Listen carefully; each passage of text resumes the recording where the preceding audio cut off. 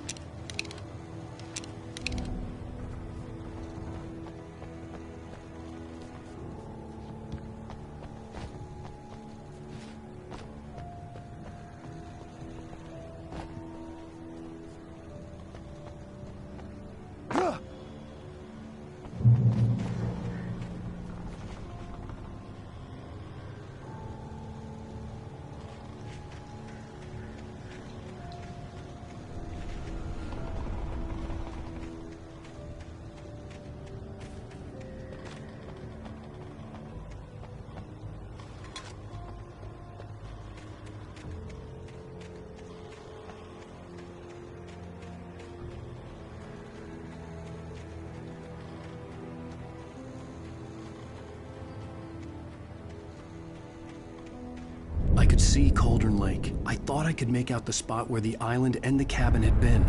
There was a light near it. It had to be a boat.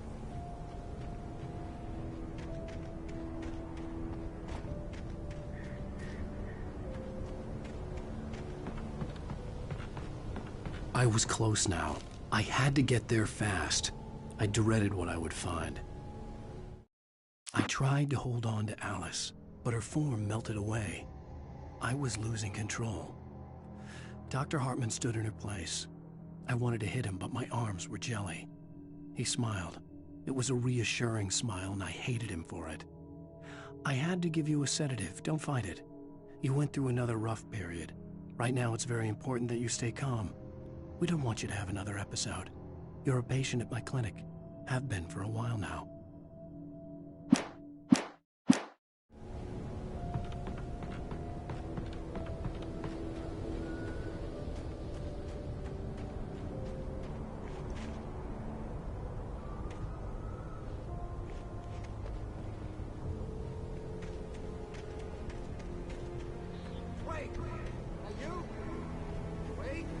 Hey, I'm here! I'm coming!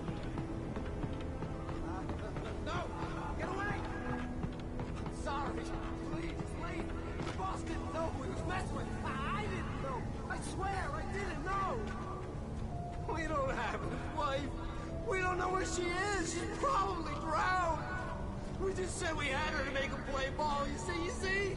To get him writing for us. Please.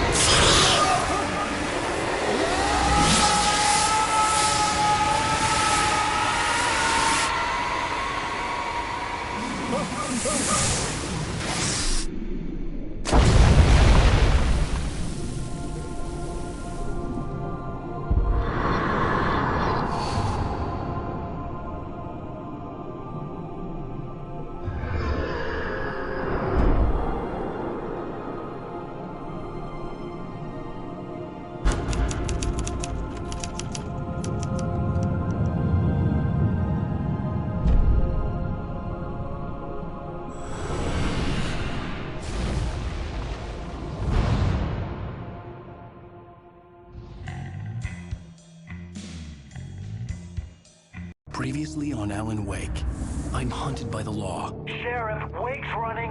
I'm giving chase. Are you seriously telling me that writer just took out my deputies? A thriller I supposedly wrote is coming true. The genre of the story seems to be shifting. It's turning into a horror story. I was told that Alice had been kidnapped, but that was a lie. We don't have his wife. We don't know where she is. Her purported kidnapper was eaten up by the dark presence before it attacked me.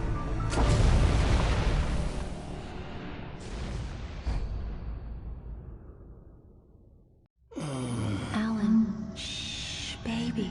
It was just a nightmare. Alice. There you go, Alan. Hartman. I fell. I had to give you a sedative. Don't fight it. You went through another rough period. What? Right now, it's very important that you stay calm. We don't want you to have another episode. You're a patient at my clinic. Have been for a while now. The shock of your wife's death triggered a mental illness. No, you lying. You're suffering from various symptoms of undifferentiated schizophrenia. Bastard. It's okay, Alan. Just let go.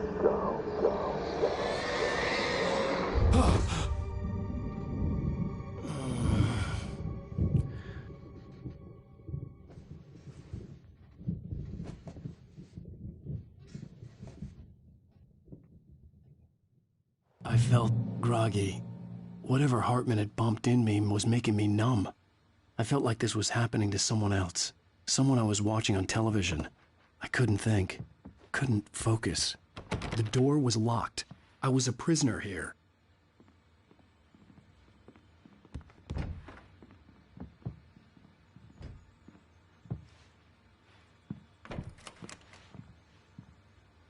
Good evening, Alan. Are we feeling better now? Feeling calm? Yeah. I see you brought your pet gorilla with you. So sure, I'm calm. I get the message. Loud and clear. Quite right. That's the spirit. You're being very brave, Alan. I understand you're confused. I would be more concerned if you weren't suspicious of me. I don't blame you for it. Big of you. Now, why don't you come with me? We'll reacquaint you with my clinic and go over everything you might have forgotten. Little walk and some fresh air? Yes, it will do you good. This corridor is for patients. Most of them aren't here right now. Jack took them out for a fishing trip, except for the ones who are particularly vulnerable, of course. I encourage creativity as a part of the recovery process here at Cauldron Lake Lodge. I specialize in treating artists. I bet you do. Splendid, Alan. I honestly believe we can get this thing under control if we work together. This way, Alan.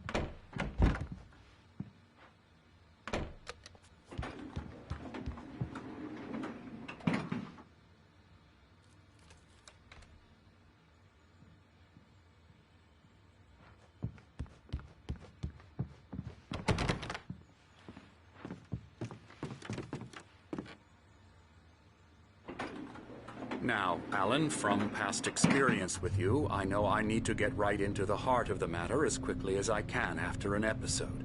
So I'm just going to say this. Alice is dead. No. You're in a very vulnerable state until you understand and accept this. Alice drowned, and you couldn't face that. You're suffering from hallucinations, paranoid delusions, unusual thinking, an obsession about light and darkness, a feeling that everything revolves around you.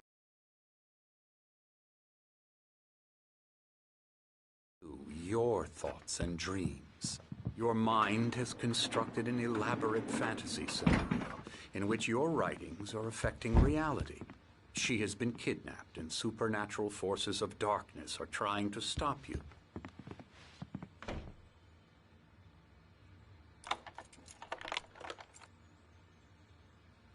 We go this way, Alan. I wasn't ready for another shot, so I went along with it. He had to be lying. But under the influence of the drug he had given me, I had to fight not to believe his words. It's all in your head. You've been making it up. Apart from the tragic accident with your wife, no one has been killed. Your delusions are just a manifestation of your subconscious mind trying to protect you from the too painful truth. Unless we fight the fantasy, it will return. I know the instinct is to resist me, but think about it. Doesn't this make far more sense than the insane supernatural conspiracy you have concocted in your mind? You're a skeptic by nature, Alan. We both know this. Everything can be explained logically.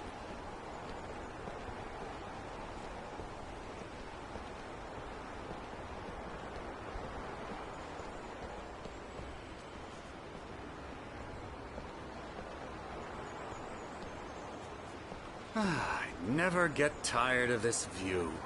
Very inspiring, isn't it? Cauldron Lake spread below us. I could see Mirror Peak on the other side of the lake. I thought I could make out the spot where Diver's Isle had been when I arrived with Alice. Now there was nothing but waves. It seems there's a storm coming. Funny, I don't recall there being a mention of that in the weather forecast. Well, no matter. This way. Follow me. Alan, what I'm telling you is good news. Right now, we're in control. Every time you have a relapse, it gets more and more difficult to resurface from the dark depths of your imagination. Not surprising, considering your profession. Imagination is what you work with. After all your nightmares, this should come as an immense relief to you. If it doesn't, why is that? Because I'm lying? Or because you don't want to admit that you're not well? It's very natural for you to think of me as your enemy. It's part of the illness. I let him talk. Hartman obviously loved his own voice. His words echoed madly inside my head. I dug my nails into the palms of my hands to stay You need focused. to work with me.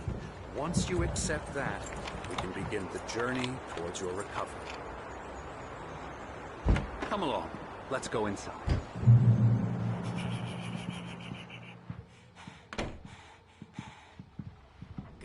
Here's the entrance to the office wing. That's for staff only. You were impressed by my trophies when you first arrived here. I do love to hunt. The great outdoors, man versus nature. It's wonderful stuff. Pretty damn wonderful, yeah. Scary, scary, scary.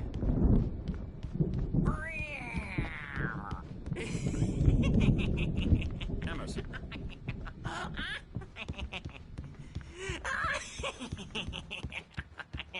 I'm a real bad dream, mister. You should be afraid of me. Don't want to run into me in the night, that's for sure. Please, Emerson. Mr. Wake is confused enough as it is. Yeah, you'd like me to go away so you won't be scared. You can't just decide what kind of Hartman dream had you mentioned have that the or when power you had been have it. acting up. Emerson. Maybe that was the reason for the generator and the work light on the balcony. The generator hadn't been activated, and there was no key.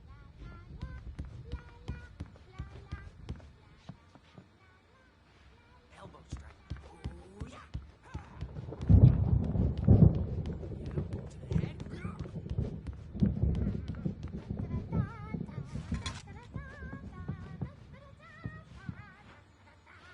Alan, please, this way. Now, you might have noticed the typewriter in your room. You've been writing as a part of the therapy. As soon as you feel up to it, you should continue. Oh, hello. I've painted you. Okay. I was just struck by inspiration a couple of days ago. Dr. Hartman wanted me to paint landscapes, and that's what I was doing. But now I've been doing these things, a lot of them. The images just keep coming. Dr. Hartman likes them. He has them in his office. Yeah? He's very proud of me.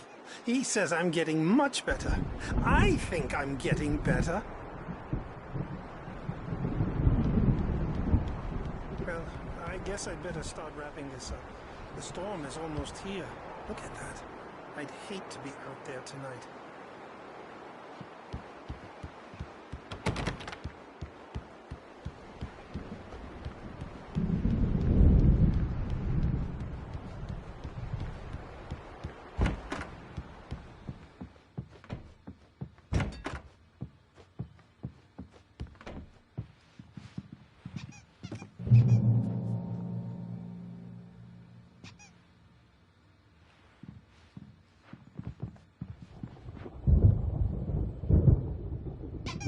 My rheumatism's killing me. There's a storm coming. Oh, what a storm. I hope it wipes this place off the face of the earth. And these two are the Anderson brothers, Odin and Tor. They had how should I put this? A heavy metal band in the 70s and 80s called Old Gods of Asgard. They even adopted new first names to complete the image of Viking gods. After the band broke up, they lived on a farm nearby. They are, well, in advanced stages of dementia. They're well cared for, TLC and all that. There's nothing more that can be done. I'm afraid that the rock and roll lifestyle has left its mark. Oh, that won't do. I'm so sorry to cut this short for now, Alan. The power has been acting up. I'd better go check on it. We'll continue this soon. Meanwhile, when you feel up to it, return to your room and try to write. It really is for the best. Don't you think? I'd like to bash his head in with a hammer. Oh, he'd love to fish out our secrets, but he has no clue. He's not crazy enough. Not crazy like us, Sonny. Yeah! Being crazy's a requirement, Sonny. Who else could understand the world when it's like this? It takes crazy to know crazy. That's the sanest thing I've heard in a while. Say, you're all right. Tom. Hey, we like him, don't we, bro? He's gotta go to the farm. The Anderson farm. Valhalla! We wrote it all down, lest we'd forget. A crash course. All you need to know to get your head right. You need to find the message. Here, Sonny, here's something for you. Gave me a rash, but I kept it safe from these bastards. Zane could feel the poems, taking form, shaping things. As he experimented, he imagined he could almost feel the power surging through the keys of the typewriter. It exhilarated him.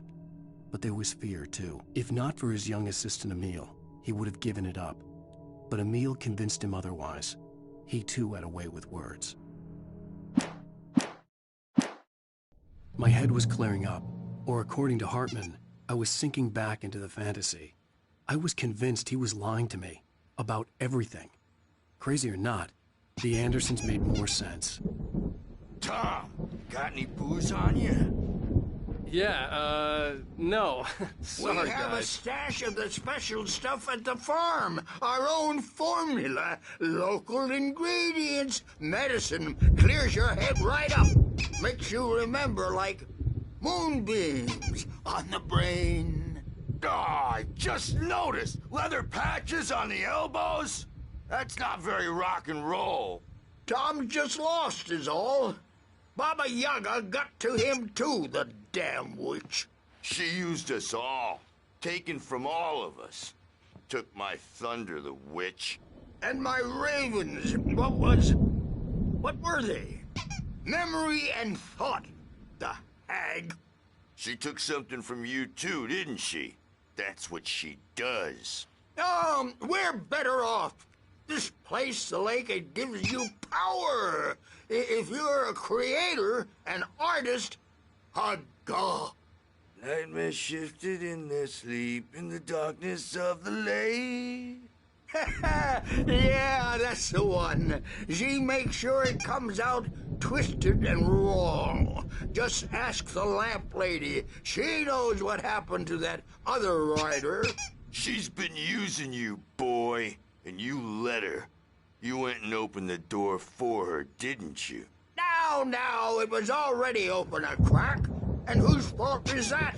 We're morally corrupt, disease-ridden, old and stupid. Doesn't mean he had to open it all the way, goddammit.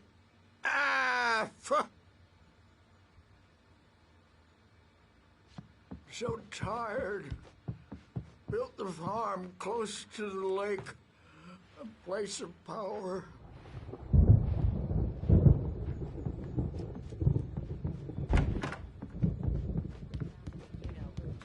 You know how they get. Gotcha. The doc's got me looking after Wake here, but holler if they get too rowdy. I'll do that, Birch. Hey, Wake, why don't you humor Dr. Hartman and give the writing a shot, huh? The typewriter's in your room. You can get to your room by those stairs, Wake.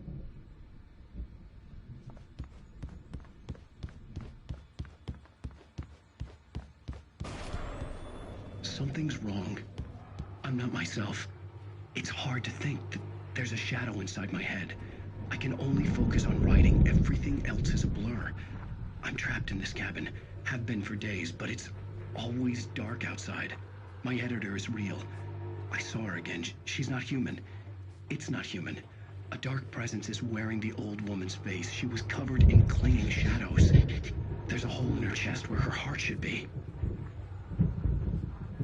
I think I've made a horrible mistake. I don't think I'm any closer to saving Alice. It's been lying to me, using me to get the story it wants, and the story will come true.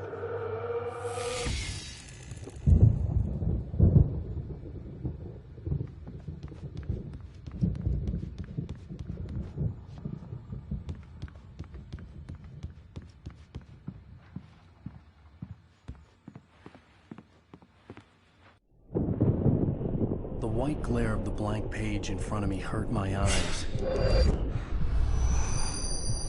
My hands began to shake uncontrollably. Everybody calm down. Put that down. Bert, I need help. Hey, Wake, you stay here. I'm gonna go see what's up. You just keep doing what you're doing. Be cool, okay?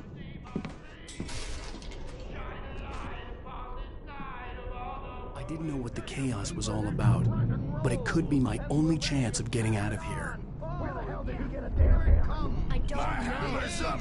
Here's a friendly poke from Mjolnir, wench. Oh, afraid of the crazy brothers, are ya? Not so weak now, are we?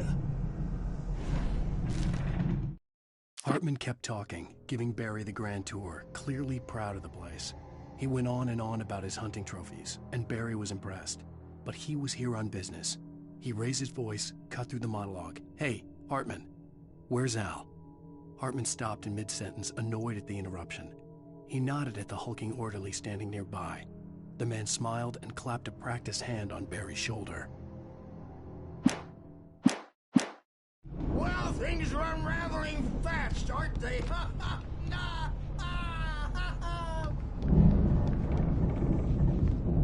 Sinclair looked bad. That wasn't a love tap. The crazy old fart hit her hard. If she was one of Hartman's goons, she had it coming. I could get the key to the office wing from Sinclair.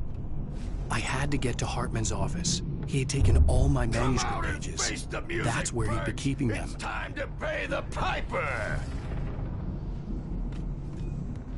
Maybe you could come out and beat our wrinkled adult diapered asses since you're so tough. We were on the road, man. You think we haven't seen punks like you before? The markings on the tape said they were recordings Hartman had made at the sessions with his patients. I saw Alice's name on one of them. For a moment, I couldn't breathe right.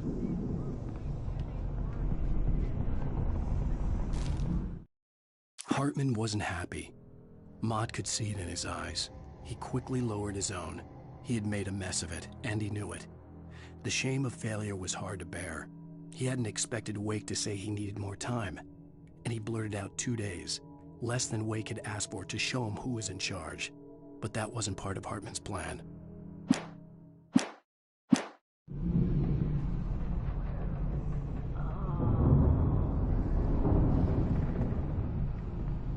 Now, Mrs. Wake, can you tell me about Alan's problems?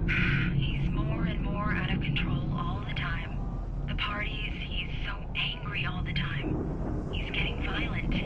Do you mean with you? No, not with me. No, never.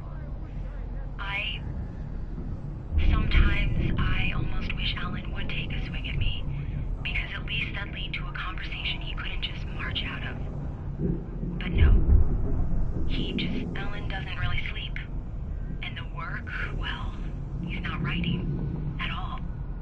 He sits there for hours and just gets more and more frustrated. And I can't talk to him. Yes. Tell me, Mrs. Wake. What would you say to him if he'd listen? I don't know. I want to say, I look at you, and it's not you. Just some stranger who resembles you. Looking out from behind your eyes. And I don't like that guy much. And now it's all gonna go to hell. But you don't ever say this. No. I've tried, but he's not listening. He's too deep in his own problems, always going on about something else. I'm so afraid I'm gonna lose him. And we're not even talking anymore. He doesn't let me in anymore. He just keeps me in the dark. I'm so alone here, even when he's home. Please help me, Doctor, because I'm at my wit's end. Well, if you can just get him here, I'll absolutely do my very best. Yeah, but Doctor, you need to be careful with him. He's not just going to listen to you and cooperate. He's the most stubborn man I've ever met. Well, I'll be sure to bear that in mind. Hearing her voice, what she was saying made me happy and sick and guilty all at once. Worst of all, I recognized the words. The phone call from her.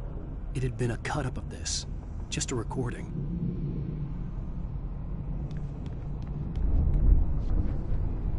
The photo on the wall caught my attention. In it, the clinic staff was standing outside the lodge. I knew the man next to Hartman. He was the kidnapper. Hartman had been playing me all along. Let me out of Hartman, do you hear me? I'm gonna sue your crazy quack ass to shreds!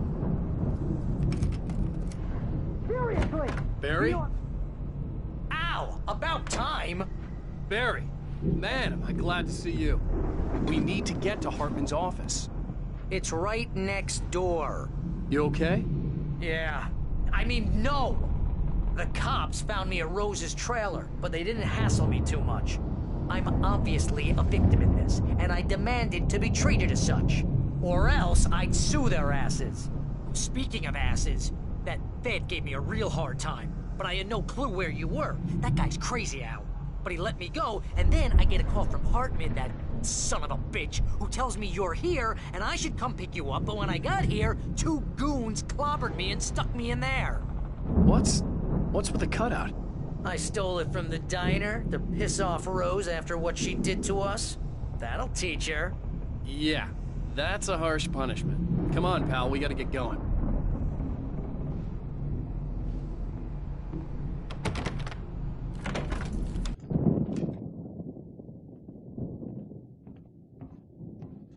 These were all the pages I had on me. And more.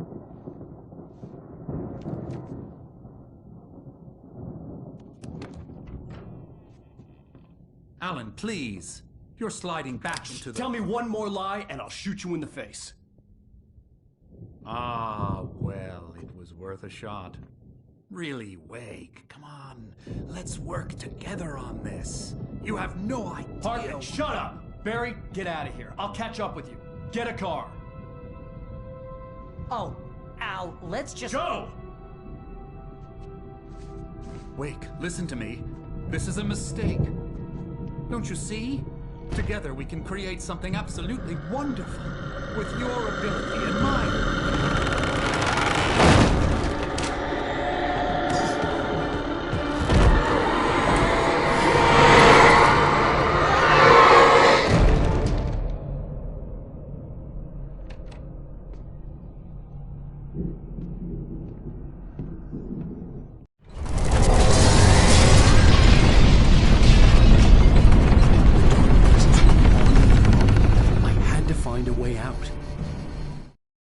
Hartman followed the fall of Alan Wake with his binoculars.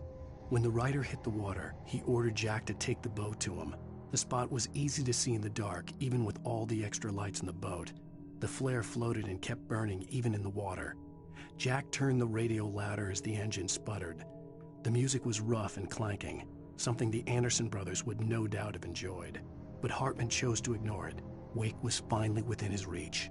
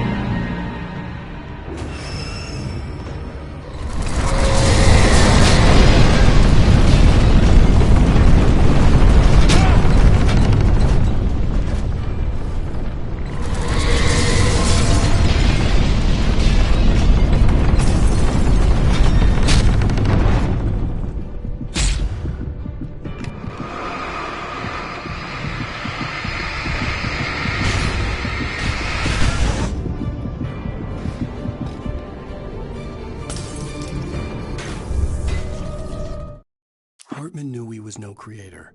He had no ambitions on that front. And he certainly didn't want to end up like every artist he had worked with here, damaged in ways that were hard to describe, or worse. It was enough for Hartman to maintain creative control and provide direction, to be a producer. That was what most of these people were in need of anyway.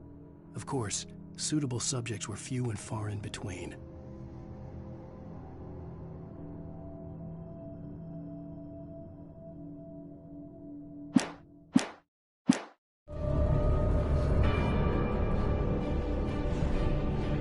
Most of us are fucking shadows.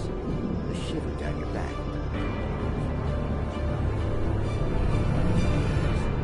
You'll take a wrong turn. Wrong bus.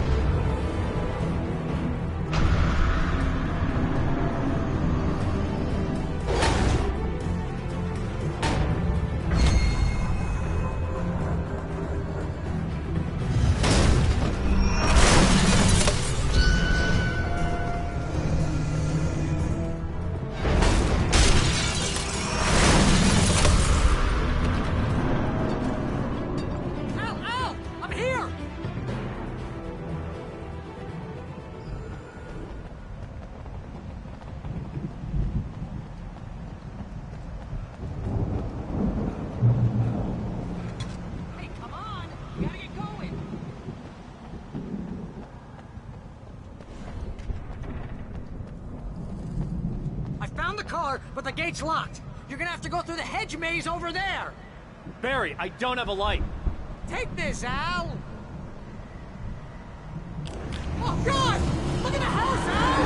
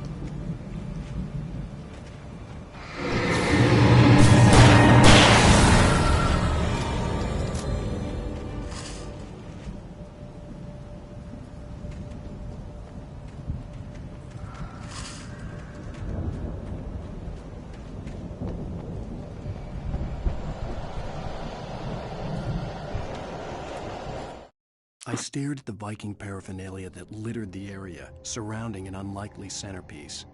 A full-size stage complete with an impressive sound system with all the trimmings, including a dragon. It took a special kind of crazy to build something like this in a remote field. When the sky split open with a deafening boom and the music started blasting, it felt strangely appropriate.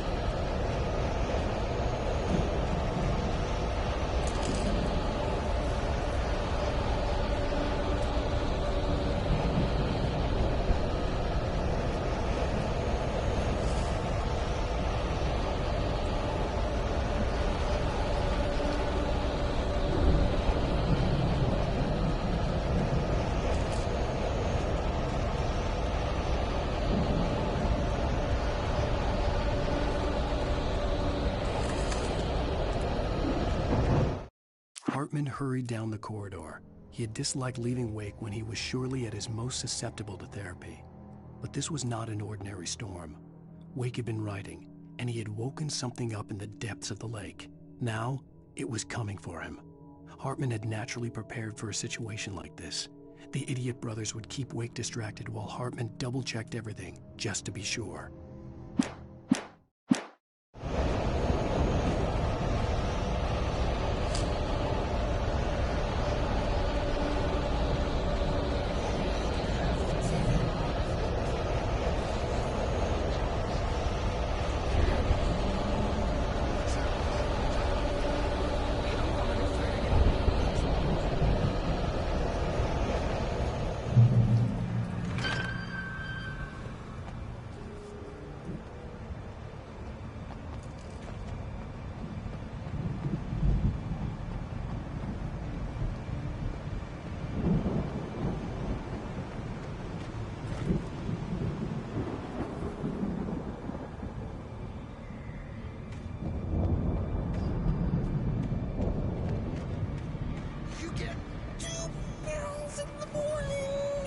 You'll be nice and calm all day long.